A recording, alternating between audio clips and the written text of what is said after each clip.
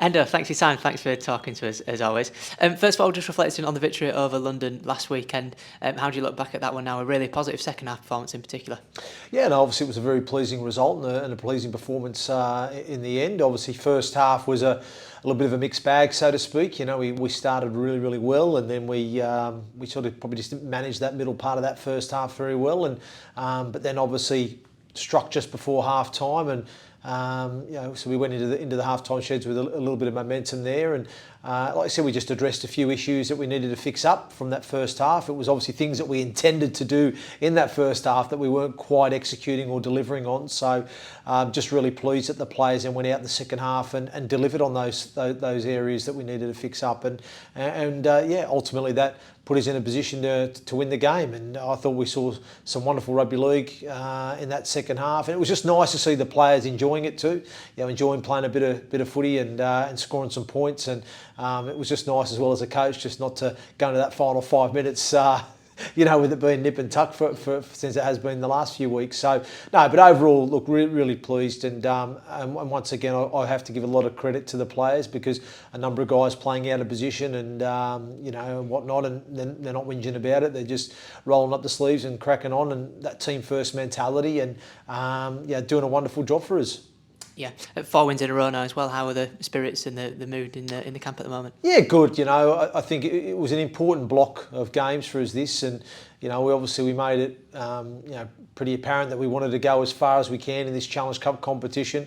We want to be in a position to be in that semi-final for the 1895 Cup, and we wanted to make sure we're still chasing the pack down in the top six. So I think the last 4 games, we've ticked all those boxes. We've now reached the semi-final. We're now in the quarter-final of the Challenge Cup, and we're now still just one win outside the top 6. So so job done in terms of that last block. But we've got a big block of games coming up in the next few weeks, starting with Featherstone this Saturday in the Summer Bash. So it's not getting any easier for us, but we're certainly going to do our best to get a job done. Yeah, like you say, it doesn't get any easier, does it? Featherstone, obviously, top of the table, unbeaten start at the moment. Going to be a really tough opposition, I guess, on Saturday. Yeah, no, look, they're a very good side. There's no doubt about it. They've got a lot of quality players there at their disposal, and I think themselves they've got a couple of injuries at the moment. But it's just that quality of depth that they have available. What they're bringing in to replace the guys who are either injured or missing out are probably just as good, so to speak. So they're not losing a great deal in terms of firepower and strike and quality.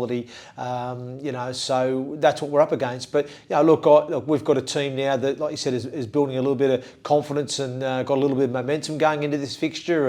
And albeit, yes, it may not be the ideal starting 17 that we'd all like to see, but I'm confident in this group of players, the ones that are selected on Saturday, will certainly give a good account of themselves, and hopefully, if we're able to deliver what we need to, we'll put ourselves in a position to win the game.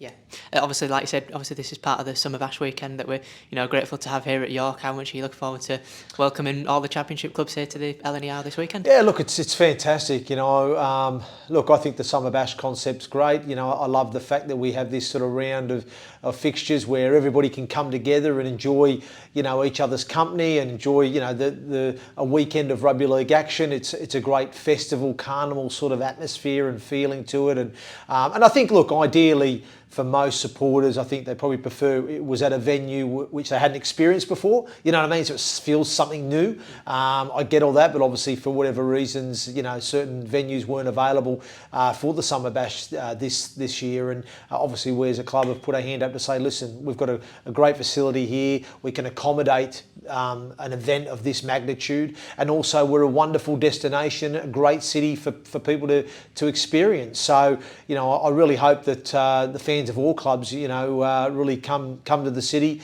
really take in everything the city has to offer. There's some fantastic history, some great, tourist sort of attractions and things to go and see within the city of York, but also take in a wonderful weekend of rugby league action here at the Summer Bash, in a fantastic facility. So, we're hopeful it's going to be a success, not just for our club, but also for the game.